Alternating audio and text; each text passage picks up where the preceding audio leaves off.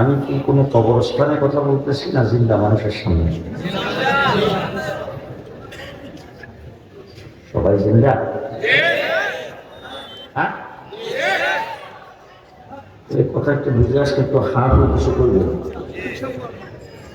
আপনার দেশের বর্তমান সময়ে ডিজিটাল বাংলাদেশে কেজি, ইংলিশ মিডিয়াম, কিন্ডার গার্ডেন, নতুন কুড়ি বিদ্যালয়, সমস্ত সরকারি এবং প্রাইভেট সকল বিদ্যালয়গুলো ক্লাস টাইমের বাহিরে অন্য কোনো শিক্ষার ব্যবস্থা নাই, শুধু ক্লাস টাইমে পার্ট টাইম, আর কোনো ব্যবস্থা নাই। একমাত্র শুধুমাত্র কেবলমাত্র এই আসমানের নিচে জমিনের উপরে কওমি দেওবন্দি মাদ্রাসা, যেটা উস্তাদ ছাত্রদের পেছনে 24 ঘন্টা মেহনত করে, কোনো ক্লাস টাইম নাই।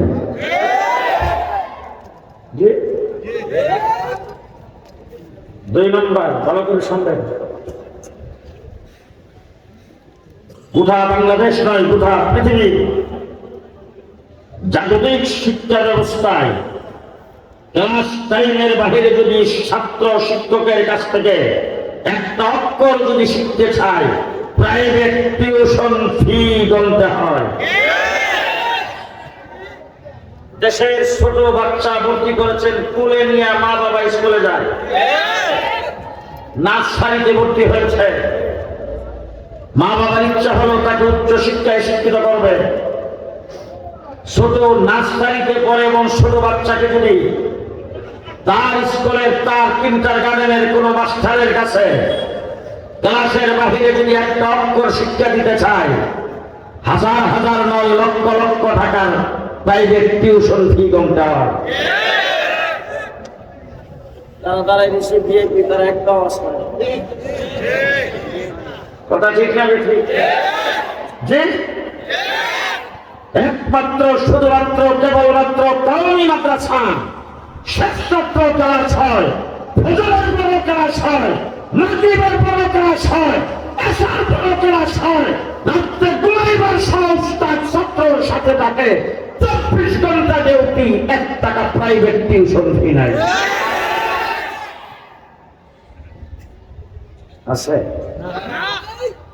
আপনাদের টাঙ্গাইল কলেজে মনে হয় তাহাজ্জুদের সময় ক্লাস হয়, কেজি, কিন্ডার গার্ডেন, এশার নামাজের পরে ক্লাস হয়। ভাই কোথাও কওমি মাদ্রাসা 24 ঘন্টা ছাত্রদের পেছনে উস্তাদ সময় দেয়, 24 ঘন্টা উস্তাদ ছাত্রদের পেছনে মেহনত করে। কওমি মাদ্রাসা মানুষ করার কারখানা, মানুষ করার কারিগর। আমরা মানুষকে মানুষ বানাই, মানুষ বানাই না। 3 নম্বর, গ্রামের ছোট্ট একটা মুরগি দেখেন ডিম পারে, ডিম পাইলে তারপরে চোখ করে থাকে,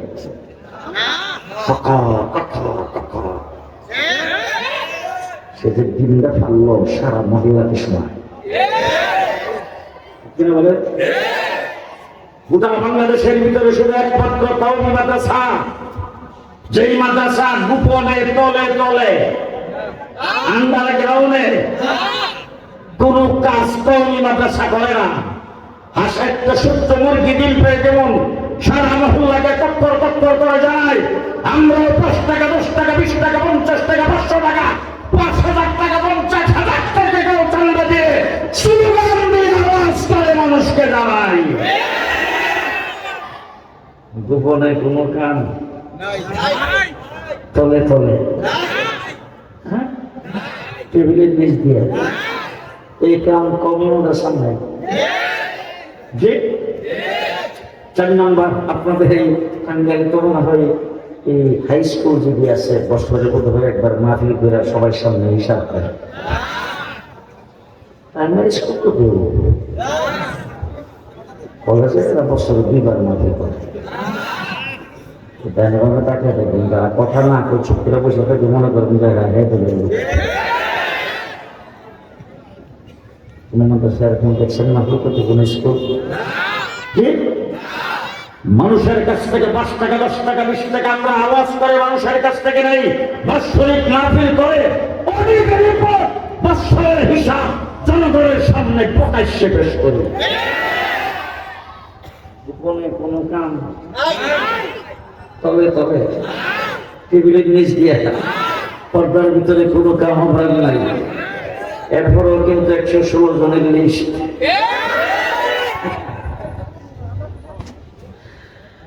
আমরা যা করি সব প্রকাশ্যে করি আমরা মানুষকে মানুষ বানাই চোখ ডাকাত বানাই না আমরা আপনাদের কাছ থেকে 5 টাকা 10 টাকা 20 টাকা আমরা চান্দার পয়সা জাকাতের পয়সা ফেতরার পয়সা এগুলো নিয়ে আমরা হাফিজ হুজুর বানাই মুফতি ফুতুল হক আমিরি বানাই শাইখুল হাদিস আল্লামা আজিজুল হক বানাই আল্লামা আহমদ শফি বানাই খতিব ওবাইদুল হক বানাই আমরা এদেশের পীর বুজুর্গ বানাই উলামা মাশায়েখ বানাই আল্লাহর ওলি বানাই আর তোমরা সরকারি বড় বড় বরাদ্দ নিয়ে চোখ টাকার গুন্ডা বদমাশ বানাও করতেছেন মনে হয়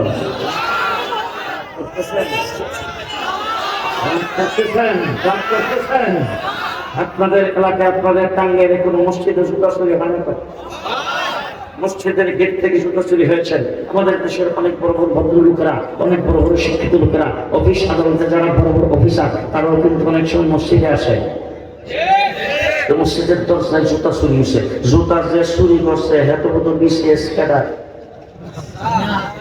বিয়ে পাস মেট্রিক পাস আস্থা গন্ডগোল সম্পূর্ণ বকা দেয় 500 টাকার জুতা 50 টাকা বিক্রি দিয়া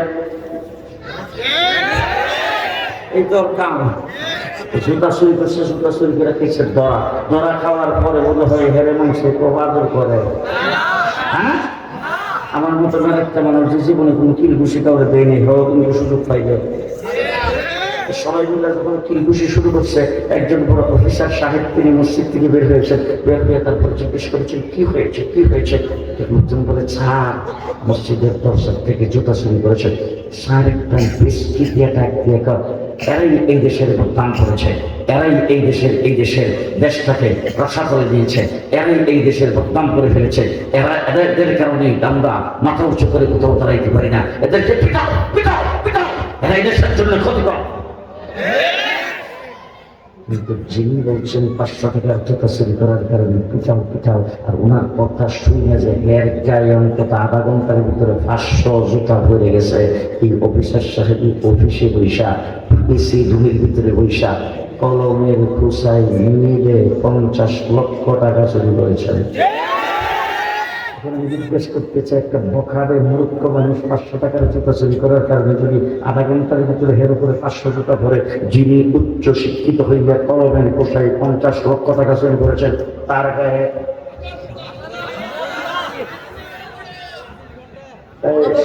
সব ওয়াদানো করতে পারবো না কারণ 19 মাস খেয়েছি কিন্তু সব ওয়াদানো করবো কিছু ওটা ফেরত বেরিয়ে সামনে যাবার যাই তবে আপনাদের সুবিধা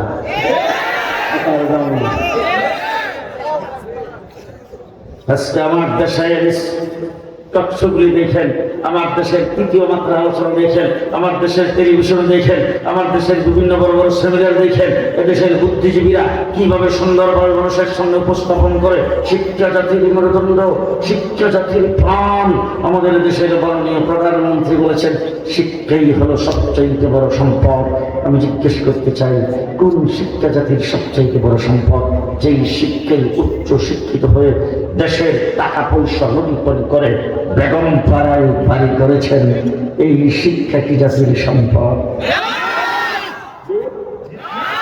এই শিক্ষায় শিক্ষিত হয়ে উচ্চ শিক্ষা লাভ করে উচ্চ ডিগ্রি লাভ করে দেশের টাকা পয়সা লুণ্ঠন করে সুইস ব্যাংকে অ্যাকাউন্ট করেছেন এই শিক্ষা জাতির মেরুদণ্ডের শিক্ষা হতে পারে না যে শিক্ষায় শিক্ষিত হয়ে দেশের টাকা লুণ্ঠন করে বালিশের ফুলের ভিতরে রেখেছেন এই শিক্ষা জাতির মেরুদণ্ড হতে পারে না যে শিক্ষায় শিক্ষিত হয়ে দেশের টাকা পয়সা আত্মসাৎ করার জন্য উন্নয়নের নামে রোডের বদৌলতে বাস দিয়েছেন এই শিক্ষা জাতির মেরুদণ্ড হতে পারে না যে শিক্ষায় শিক্ষিত হয়ে অফিস আদালতে বসে কলমের ঘুষায় লক্ষ লক্ষ টাকা চুরি করেছেন এই শিক্ষা জাতির মেরুদণ্ডের শিক্ষা হতে পারে না যে শিক্ষায় শিক্ষিত হয়ে মা বাবাকে বৃদ্ধাশ্রম আশ্রমে থাকতে দিয়েছেন। এই শিক্ষা জাতির মেরুদণ্ড।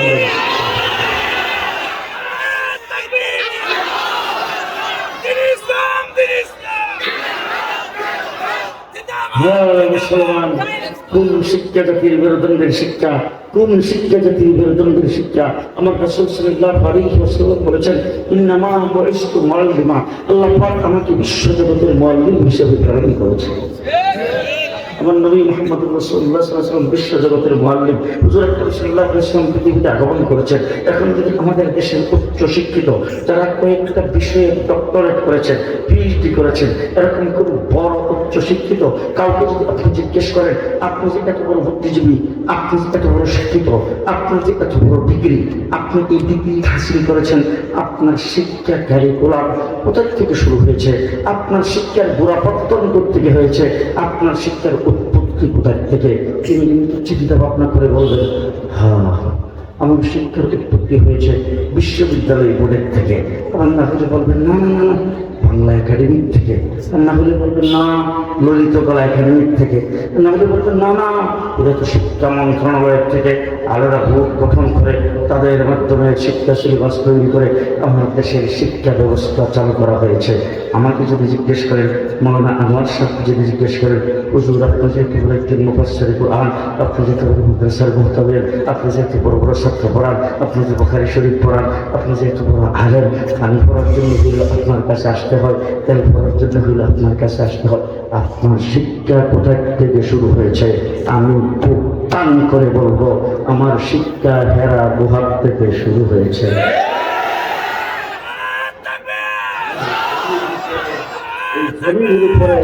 এই জমির উপরে সর্বপ্রথম মাদ্রাসা হেরা গুহা, সর্বপ্রথম মাদ্রাসা হেরা গুহা।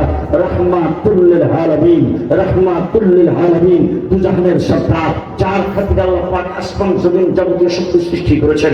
মুহাম্মদুর রাসূলুল্লাহ সাল্লাল্লাহু আলাইহি ওয়াসাল্লাম যদি পৃথিবীতে না আসতো তাহলে পড়ার মাদ্রাসাও হতো না। আমার রাসূল পৃথিবীতে না আসলে টাঙ্গেল নামে কোনো শহর হতো না। আমার নবী পৃথিবীতে না আসলে আনোয়ার নামে কোনো মওলানা হতো না। আমার নবী পৃথিবীতে না আসলে, ও আমার ভাইরা, আমার নবী যদি পৃথিবীতে না আসতো তাইলে ৭১ মুক্তিযুদ্ধ হতো না। আমার রাসূল পৃথিবীতে না আসলে বঙ্গবন্ধু নামে কোনো লিডার হতো না। আমার নবী পৃথিবীতে না আসলে বাংলাদেশ নামে কোনো দেশ হতো না। আমার নবী পৃথিবীতে না আসলে ঢাকা নামে কোনো রাজধানী হতো না। আমার নবী পৃথিবীতে না আসলে যমুনা নামে কোনো ব্রিজ হতো না। আমার নবী পৃথিবীতে না আসলে পদ্মা নামে কোনো ব্রিজ হতো না, এক্সপ্রেসওয়ে রুট হতো না, ট্রেন হতো না। কর্মপরিচয়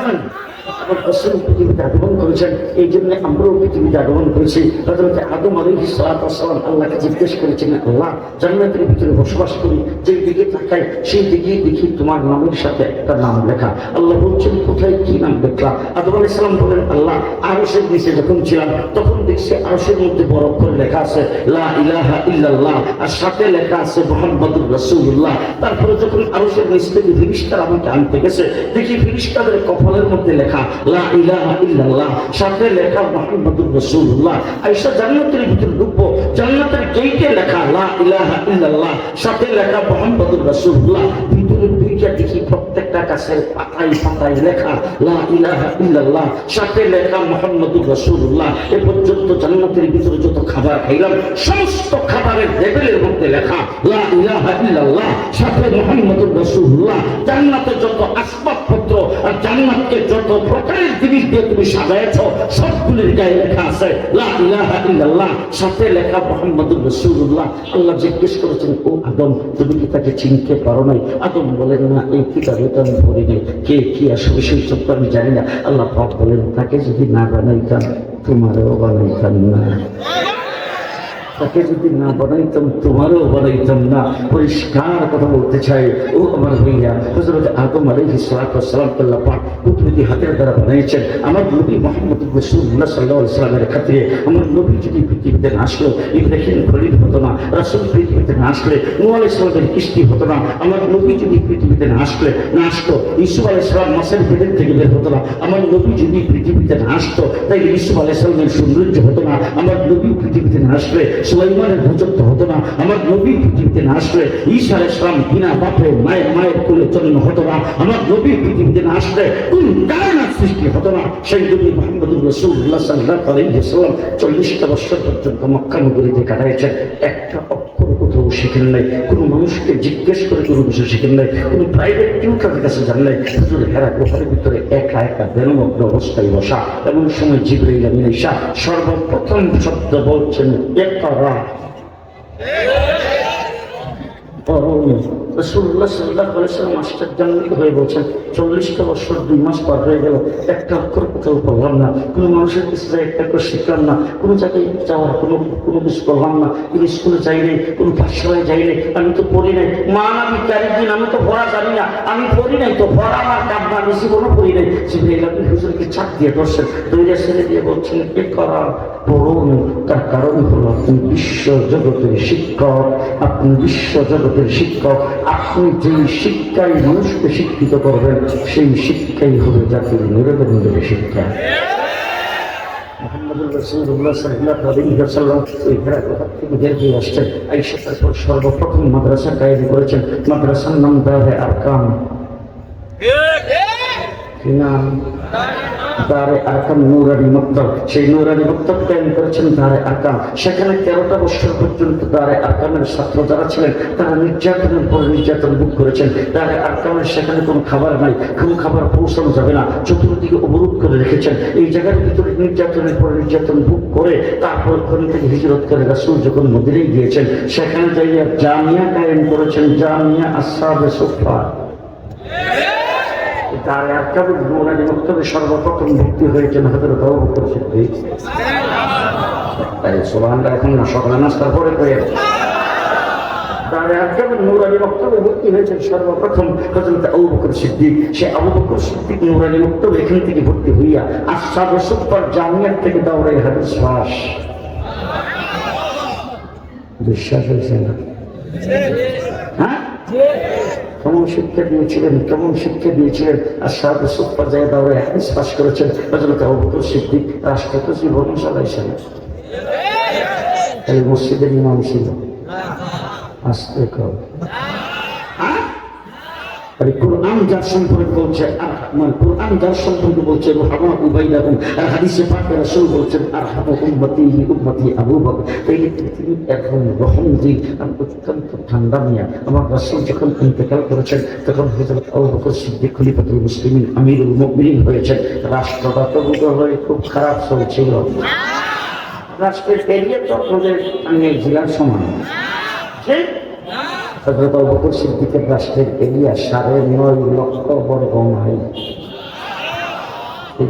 সুবহানাল্লাহ বলে বাইরে থেকে মানুষের সঙ্গে আসতে কম। 9.5 লক্ষ বর্গ মাইলের রাষ্ট্রপ্রধান আমিরুল মুমিনিন খলিফাতুল মুসলিমিন হযরত আবু বকর সিদ্দিক, আর এই রাষ্ট্রের প্রধান বিচারপতি হলেন হযরত ওমর ইবনুল খাত্তাব। বিচারপতিটা কেমন? প্রধান বিচারপতি হযরত ওমর ইবনুল খাত্তাব। শুধু একটা ঘটনা আপনাদেরকে শোনাইতে চাই। 1 বছর পর্যন্ত বিচারপতির দায়িত্ব পালন করেছেন হযরত ওমর ইবনুল খাত্তাব। 1 বছর পরে আমিরুল মুমিনিন খলিফাতুল মুসলিমিন হযরত আবু বকর সিদ্দিকের কাছে আসছেন। আয়েশা বলছেন আমিরুল মুমিনিন খলিফাতুল মুসলিমিন একটা প্রস্তাব নিয়ে এসেছি।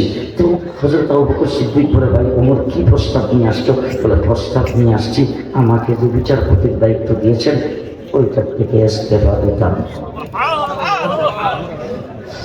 আমিরুল মুমিনিন খলিফাতুল মুসলিমিন হযরত আবু বকর সিদ্দিক আশ্চর্য হয়ে ওমর ইবনুল খাত্তাবের দিকে তাকায় আছেন আর মনে মনে ভাবতেছেন ওমর তো রাগী মানুষ, 1 বছর পর্যন্ত আমি যে রাষ্ট্র পরিচালনা করেছি এর ভিতরে হয়তো আমার দ্বারা কোনো প্রকার বাড়াবাড়ি হয়েছে অথবা কোনো ধরনের কাজকর্ম তার পছন্দ হইলে এই জন্য বোধহয় ওমর রাগ করেছেন।